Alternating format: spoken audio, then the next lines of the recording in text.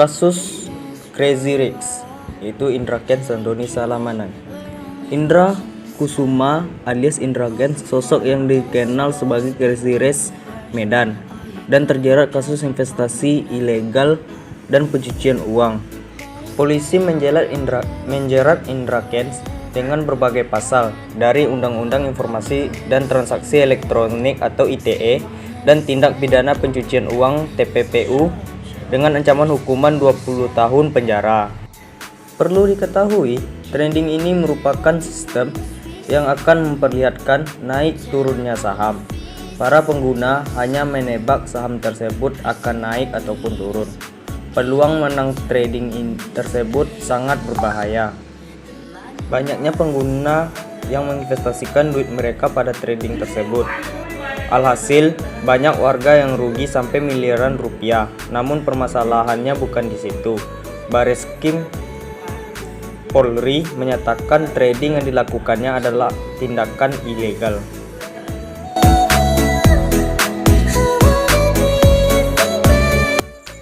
Setelah Indra Kents, giliran Crazy Rich Bandung. Doni Salmanan yang harus berurusan dengan polisi. Doni diduga terlibat judi online dan penyebaran berita bohong atas hoaks melalui media elektronik atau penipuan perbuatan curang atau tindak pidana pencucian uang atau TPPU terregistrasi. Saat ini, Doni telah ditetapkan menjadi tersangka dan menjalani masa pertahanan di Rutan Bareskrim Polri, sama seperti Indra Kents. Sebelum ditetapkan menjadi tersangka, Doni menjalani pemeriksaan hingga 13 jam lamanya. Doni dijerat pasal 45 ayat 1, Junto 28 ayat 1, Undang-Undang Informasi Transaksi dan Elektronik atau ITE, subsidiar 378 KUHP dan pasal 3 ayat 3 Undang-Undang Nomor 8 Tahun 2010 tentang tindak pidana pencucian uang atau TPPU. Ia pun terancam hukuman penjara 20 tahun. Mereka adalah YouTuber sekaligus trader yang kontroversi karena melakukan trading binary option. Bedanya Doni Salmanan dan Indra Kents menggunakan platform aplikasi tidak sama.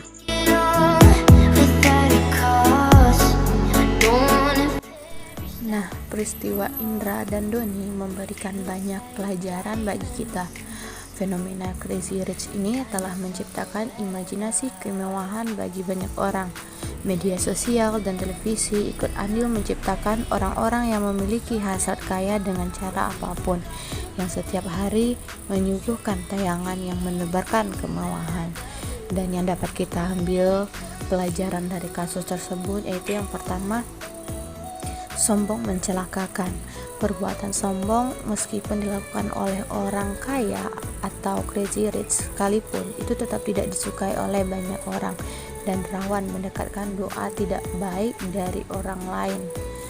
Nah, bisa jadi saat ada orang yang sombong akan muncul orang yang merasa penasaran dari mana sih kekayaan orang yang sombong tersebut. Dan jika mengetahui bahwa kekayaan tersebut didapatkan bukan dari cara yang benar, maka pelaku akan mendapatkan masalah yang besar tentunya.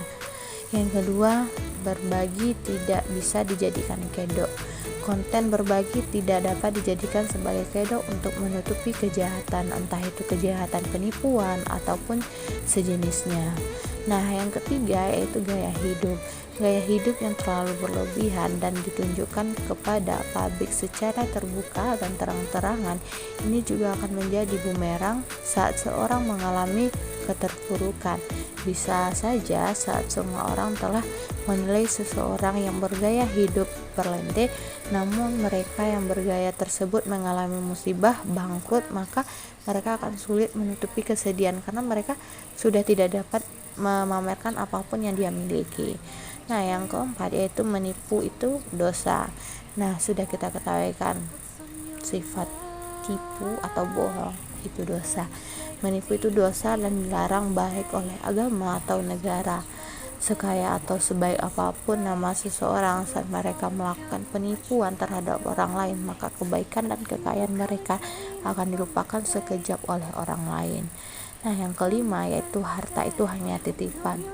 bukti harta adalah titipan juga dapat diambil dari kasus Indra Kents dan Doni Salman ini. Nah, Tuhan menitipkan harta kepada hamba-Nya yang dapat kapan saja diambil dengan cara apapun. Jadi tidak perlu kaget saat seorang crazy rich tiba-tiba kehilangan harta benda karena disita oleh polisi atas dugaan penipuan, pencucian uang, dan lain sebagainya.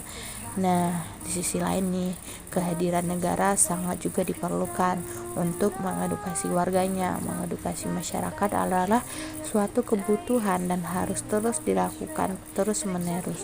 Berpikirlah secara jernih bahwa tidak ada kekayaan yang datang hanya dalam satu malam. Semua butuh proses dan pengorbanan. Tawaran keuntungan instan dan crazy rich gadungan harus dicurigai sebagai penipuan. Put the phone away, it's never